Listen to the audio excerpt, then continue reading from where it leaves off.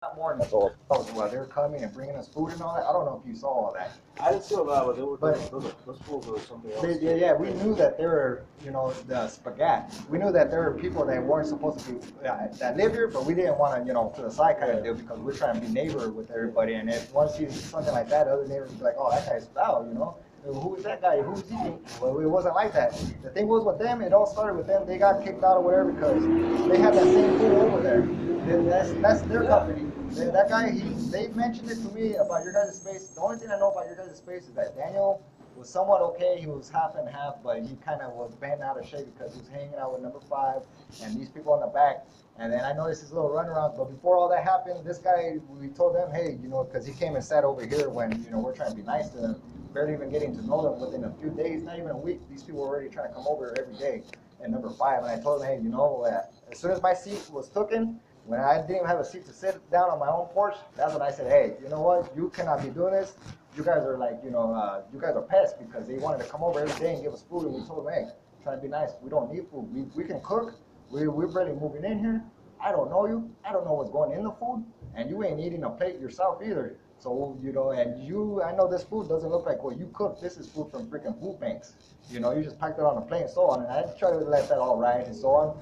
But then when we kicked them out, or I said, hey, I don't want you over here no more. That's when the things started happening from number 5, and then it started escalating from us not hanging out with. They were friends with all those people. Yes, and when you disrespect them, you disrespect them, and they come over here. You know how it goes. One bean and the whole burrito and shit. And so from that point on, they got kicked out, and then that's when these idiots started. Before they got kicked out, they came over here at that little fence line right there, the ball one first, and at first I didn't even see the little kid, which is that little one that comes over here every day, which is like 15, 16 years old. Don't even know what he's doing at a fucking old man's house. Excuse my language, but that's fucking disgusting. What are you doing there? And you're calling me a faggot, And then the guy is a Home Depot. Did they come back for this or just stay the whole time?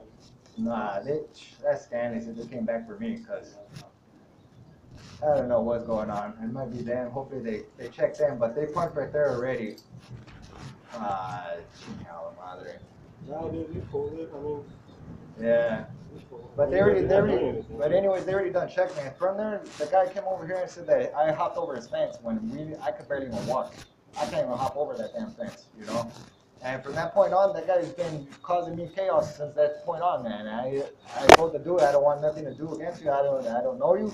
I want you to get on and so on, and it's not working, Yeah, those things are pissing me off, man. Hey. Can I ask what I did this time again? There is no music. There's no music, man. I've been talking. He just got here, and I have to argue with the other people for whatever reason. No, these people keep on passing by, and they keep on saying people to be looky loose because they know when my stuff's out. They have all these neighbors around here that hang around the fence line and watch out and monitor, and they have cars passing by through their little area all day. So for me to just sit here is a supervision job.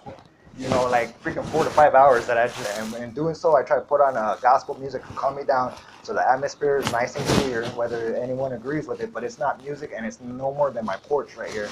I live right here and I'm hearing music from there. Yeah, and the officer. I just came to talk to him because I saw the other people walking by and they were trying to, talk. They're coming into the property as they normally do and start trying to create chaos, and they're not even supposed to be on the property, not one bit. A lot of the activity that comes over there are all addicts. They have a principal minds. I mean, not principal minds. They have prison mentalities, and I'm not about that. I'm not trying to poke myself up or anybody else around me.